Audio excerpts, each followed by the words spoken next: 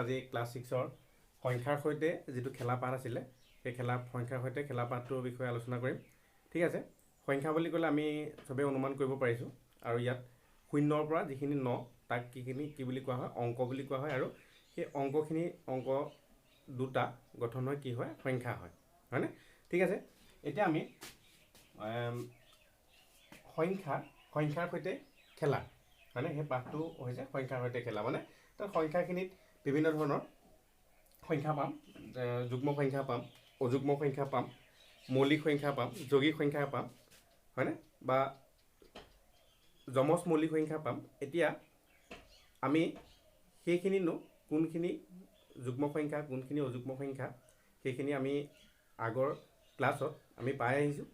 আমি সেইবাবে তাৰ পাছৰখিনি পৰ্যায় বা আমি যিখিনি পাহৰিছিলোঁ সেই পাহৰাখিনি আমি এবাৰ আলোচনা কৰোঁ। ঠিক আছে, আমি যুগ্ম সংখ্যা পাইছিলোঁ। যুগ্ম সংখ্যা কোনবিলাক আছিলে?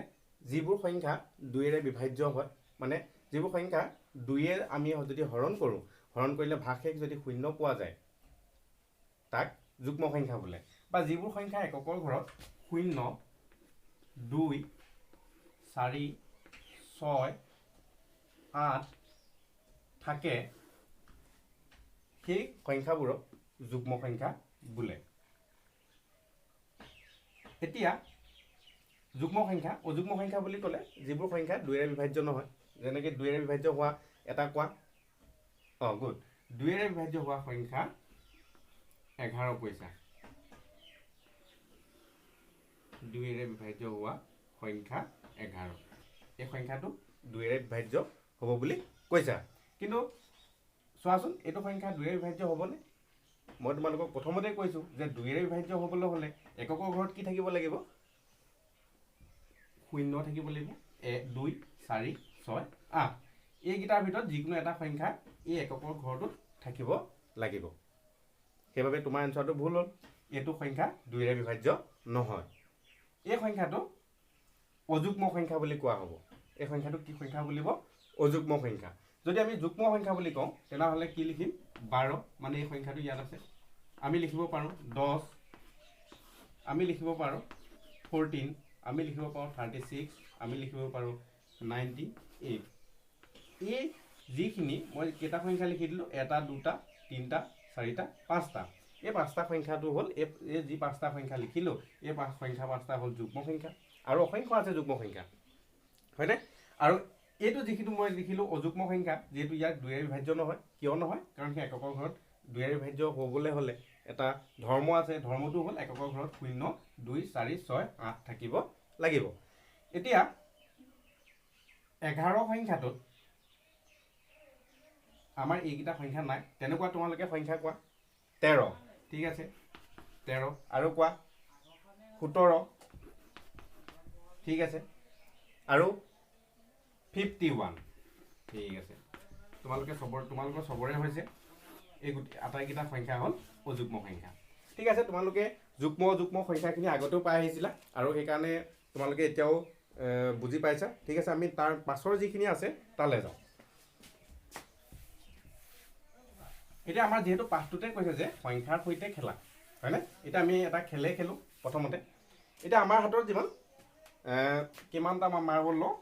আমাৰ হাতত 15টা মাৰ্বল আছে। যিমান কেইটা মাৰ্বল আছে? 15টা। আমি মাৰ্বল ৰাখিছোঁ 1, 2, 3, 4, 5, 6, 7, 8, 9, 10, 11, 12, 13, 14, 15টা, হয়নে? 1, 2, 3, 4, 5, 6, 7, 8, 9, 10, 11, 12, 13, 14, 15। ঠিক আছে, আমাৰ হাতত কিমানটা মাৰ্বল আছে? 15টা মাৰ্বল আছে। এতিয়া আমি এই মাৰ্বলখিনি এটা দম কৰি থোৱা হৈছে, এটা হাতত এনেকৈ মুঠি মাৰি থোৱা হৈছে। আৰু এই মাৰ্বলখিনিক আমি কি কৰিম? এতিয়া ভাগ কৰিম। কেনেকৈ ভাগ কৰিম চোৱা। আমি এটা শাৰীত যদি 15টা মাৰ্বল সজাই দিওঁ, 1, 2, 3, 4, 5, 6, 7, 8, 9, 10, 11, 12, 13, 14, 15। এটা শাৰীত কিমানটা মাৰ্বল সজালোঁ? 15টা মাৰ্বল সজালোঁ। মানে 1 পূৰণ 15 সমান কিমান পালোঁ? আমি 15 পালোঁ। ঠিক আছে, এতিয়া একেখিনি মাৰ্বলকে আমি দুটা শাৰীত সজাব পাৰিম নেকি? দুটা শাৰীত সজাব নোৱাৰিম, কাৰণ দুটা শাৰীত সজালে এটা এক বেলেগকৈ থাকি যাব, নহ'ব, হয়নে নহয়? সেইকাৰণে আমি তাক তিনিটা শাৰীত সজাব পাৰোঁ নেকি চাওঁ। 1 2 3 1 2 3 1 2 3 9টা হ'ল। 1 2 3 হ'লনে? 1 2 3 1 2 3 1 2 3 1 2 3 মানে 1 2 3 4 5 6 7 8 9 10 11 12 13 14 15। আমি মাৰ্বলখিনি তিনিটাকে কেইভাগ কৰিলোঁ? তিনিটাকে লৈছিলোঁ। কেইভাগ হ'ল? এভাগ, এভাগ, দুভাগ, তিনিভাগ, চাৰিভাগ, 5 ভাগ। সমান কিমান পালোঁ? 15 পালোঁ। চাৰিটাকে আমি সজাব নোৱাৰোঁ, 5টাকে সজাব পাৰিম, উল্টাটো হ'লেই হ'ল, হয়নে? 5টাকে যদি আমি দিওঁ 1 2 3 4 5 1 2 3 4 5 1 2 3 4 5, হয়নে? 1 2 3 4 5 1 2 3 4 5 1 2 3 4 5। আমি ইয়াত 5টাকে সজাইছিলোঁ, কিমানটা লাইন হ'ল? 3টা লাইন হ'ল। 5টাকে সজাওঁতে হ'ল 3টা লাইন, আৰু 3টাকে সজাওঁতে হ'ল 5টা লাইন। এতিয়া যে আমি লাইনখিনি কৰিলোঁ, এইখিনি কি বাৰু?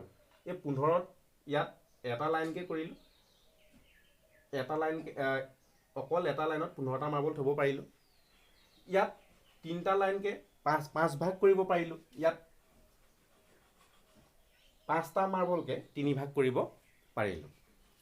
এতিয়া এইখিনি হ'ল এই আমি যে উৎপাদক বুলি কওঁ, সুধিছোঁ চাগে উৎপাদক, এইখিনি হ'ল উৎপাদক। এতিয়া কি কি পাইছিলোঁ? 15 প্ৰথম পাইছিলোঁ, এক লাইনকৈ কৰিছিলোঁ, হয়নে? 1 to 15 উৎপাদক, হয়নে? তাৰপিছত আৰু কি পাইছিলোঁ? আমি কি পাইছিলোঁ? 15 উৎপাদকখিনি আমি চাম। 1 পালোঁ 15 উৎপাদক, আৰু কি পাম? 3 পাম 15 উৎপাদক, আৰু কি পাম? 5 পাম 15 উৎপাদক, হয়নে? আৰু এই সংখ্যাটো নিজেই হ'ব 15 উৎপাদক। এতিয়া তোমাৰ 15 উৎপাদক কি কি বুলি ক'লে আমি উত্তৰটো কি দিম? যে 1 3 5 15। 1 পূৰণ 15 সমান 15, 3 পূৰণ 5 সমান 15, তাৰপিছত 5 পূৰণ 3 সমান 15, 15 পূৰণ 1 সমান 15, হয়নে? এতিয়া আমি উৎপাদক কোনখিনি কয় আমি বুজি পালোঁনে? সেইখিনি হ'ল উৎপাদক। ঠিক আছে, আৰু আমি বেলেগ সংখ্যাৰো আমি উৎপাদক উলিয়াই চাম। ঠিক আছে, একে পদ্ধতিটো উলিয়াম। মই তোমালোকক মই কৰি নিদিওঁ পদ্ধতিটো, যিহেতু মই তোমালোকক এবাৰ দেখাই দিলোঁ। তোমালোকেও তেনেকৈ ঘৰত মাৰ্বল ল'বা। মাৰ্বল যদি মাৰ্বল আনিবলৈ আকৌ ঘৰত আমনি নকৰিবা। যদি মাৰ্বল নাই, শিলগুটি ল'বা, শিলগুটি লৈ পেলাই তেনেকৈ ভাগ কৰি চাবা, খেলটো খেলি পেলাই ভাল লাগিব। ঠিক আছে, এতিয়া মই 5টো লৈছোঁ, হয়নে? 5টো কেইভাগ কৰিব পাৰোঁ? মানে আমি কি কৰিছিলোঁ? 15টো কৰিছিলোঁ। 15টো উৎপাদক কেইটা পাইছিলোঁ? 1 পাইছিলোঁ, 3 পাইছিলোঁ, 5 পাইছিলোঁ, আৰু 15 পাইছিলোঁ, হ'লনে? এতিয়া চোৱাচোন, ইয়াৰ উৎপাদক কি হ'ব? 5টা মাৰ্বল লোৱা, 5টা মাৰ্বলক ভাগ কৰি চোৱাচোন। আমি এটা লাইনতহে থ'ব পাৰিম, হয়নে? এটা লাইনত থ'ব পাৰিম। 1 2 3 4 5। আকৌ আমি এনেকৈও থ'ব পাৰিম। 5টাকে এটা লাইন কৰিব পাৰিলোঁ। 5টাকে কেইটা লাইন কৰিব পাৰিলোঁ? এটা লাইন, 5 পূৰণ 1।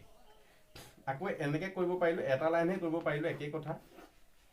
ইয়াত 1 2 3 4 5, এটাকে কেইটা লাইন কৰিব পাৰিলোঁ?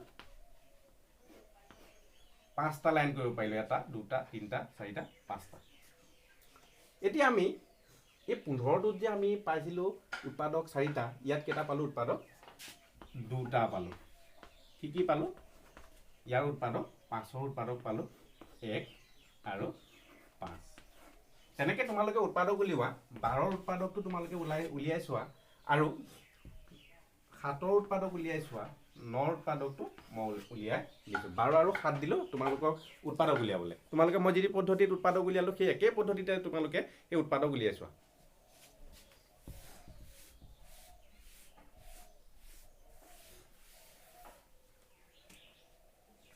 মই উলিয়াইছোঁ 9ৰ উৎপাদক। 9ৰ উৎপাদক আমি পাবলৈ হ'লে আমি 9ৰ উৎপাদক উলিয়াম। 9ৰ উৎপাদক আমি কি হ'ব পাৰে? 1 পূৰণ 9 সমান 9, 3 পূৰণ 9, 3 পূৰণ 3 সমান 9, আৰু 9 পূৰণ 1 সমান 9। এতিয়া আমি এতিয়ালৈকে 3টা সংখ্যাৰ উৎপাদক উলিয়ালোঁ, আৰু এটা উলিয়াই দিওঁ, 4টা হ'লে ভাল হ'ব।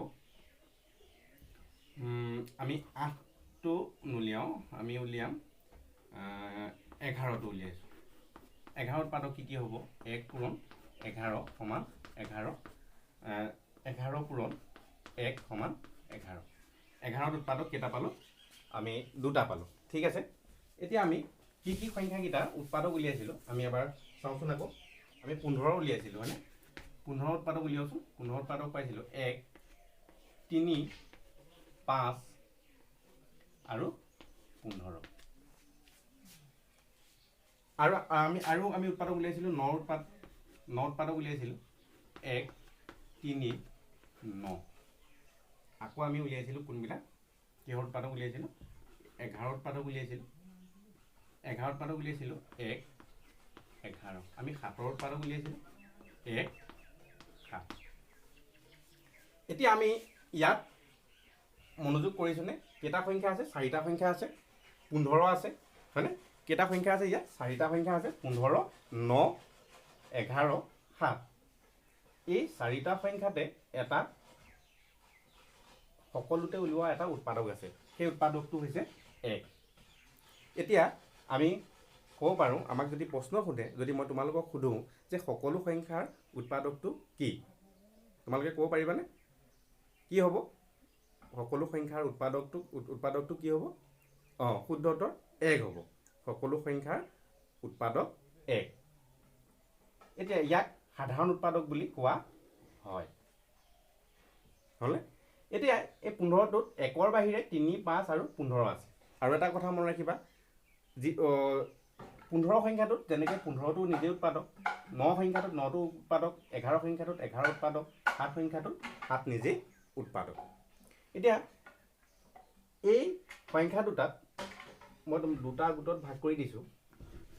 15 আৰু 9, এইপিনে 11 আৰু 7 মই দুফালে ভাগ কৰি দিছোঁ। আটাইকেইটা হ'ল এইকেইটা অযুগ্ম সংখ্যা হয়নে? মই আটাইকেইটা অযুগ্ম সংখ্যা লৈছোঁ। যিহেতু কিয় লৈছোঁ, তোমালোকে এতিয়া পাছত আমি যিখিনি পামগৈ মৌলিক সংখ্যা বুলি ক'লে তোমালোকে কিছুমানে কি লিখা, মৌলিক সংখ্যাখিনি বুলি ক'লে অযুগ্ম সংখ্যাখিনি লিখি থৈ গুচি আহা। সেইকাৰণে তোমালোকৰ খেলি মেলি নহ'বৰ কাৰণে মই অকল অযুগ্ম সংখ্যাখিনিয়ে লৈছোঁ, যাতে অযুগ্ম সংখ্যাৰ মাজতো যে যৌগিক সংখ্যা পাম আমি তাক চাবলৈ লৈছোঁ। যিমানখিনি যুগ্ম সংখ্যা আছে সেইখিনিতো গোটেইখিনিয়ে যৌগিক সংখ্যাই হয়।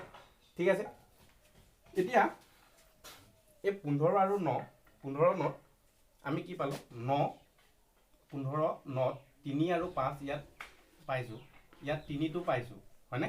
এই সংখ্যা দুটাৰ বাহিৰে প্ৰত্যেক সংখ্যাৰ উৎপাদক 1 আৰু সেই সংখ্যাটো নিজেই হয়। এতিয়া ইয়াত বৈশিষ্ট্য হ'ল ইয়াৰ উৎপাদক 2টাতকৈ বেছি আছেনে?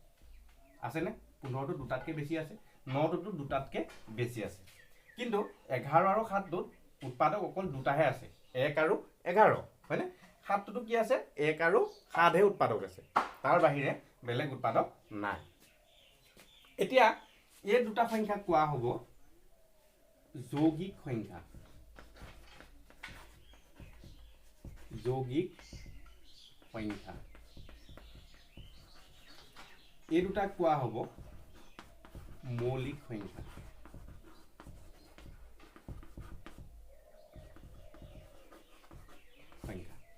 আমি পালোঁ যৌগিক সংখ্যা আৰু মৌলিক সংখ্যা। আমি প্ৰথমতে পাইছিলোঁ যুগ্ম সংখ্যা, অযুগ্ম সংখ্যা। এতিয়া পালোঁ আমি যৌগিক সংখ্যা আৰু মৌলিক সংখ্যা।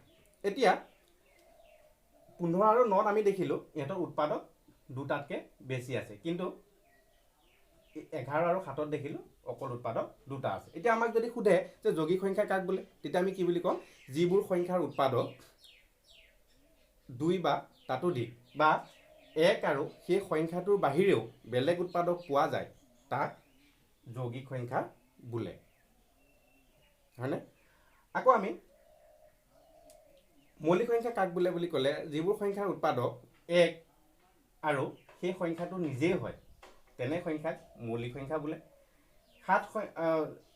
7টোতো চোৱা 1 আৰু 7হে আছে, বেলেগ নাই। এতিয়া যৌগিক মৌলিক তোমালোকে বুজি পালা। এতিয়া যৌগিক মৌলিক সংখ্যা তোমালোকে এবাৰ ভালকৈ চাবা। মই তোমালোকক হোমৱৰ্ক হিচাপে দিছোঁ, 1ৰ পৰা তোমালোকে 1লৈ কিমানটা মৌলিক সংখ্যা আছে আৰু কিমানটা যৌগিক সংখ্যা আছে তোমালোকে বাছি উলিয়াবা। আৰু তোমালোকে যিখিনি উৎপাদক উলিয়াবা, প্ৰথম উৎপাদক উলিয়াই পেলাই তোমালোকে চাবা, ভালকৈ গোটেইখিনি চাবা আৰু 1ৰ পৰা 100লৈ কিমানটা মৌলিক আৰু কিমানটা যৌগিক সংখ্যা পোৱা বাছি উলিয়াবা। আৰু তোমালোকে যদি বুজি নোপোৱা তেতিয়া মোক সুধিবা বা মা দেউতাহঁতক কৈ দিবা যে হয়তো বুজি পোৱা নাই, তেতিয়া মা দেউতাহঁতে কমেণ্টত লিখি দিব যে এইখিনি বুজি পোৱা নাই, মই আকৌ তোমালোকক বুজাম। ঠিক আছে, আজিলৈ ইমানতে মই সামৰিলোঁ। মানে তোমালোকৰ মৌলিক সংখ্যা আৰু যৌগিক সংখ্যা মই আজি যিখিনি দিলোঁ, এইখিনি যেতিয়া তোমালোকে পঢ়িবা তেতিয়াহে তাৰ পাছৰ মই যিখিনি বুজাম সেইখিনি তোমালোকে বুজি পাবা। ঠিক আছে, তোমালোকে চবে পঢ়িবা বুলি আশা ৰাখিলোঁ।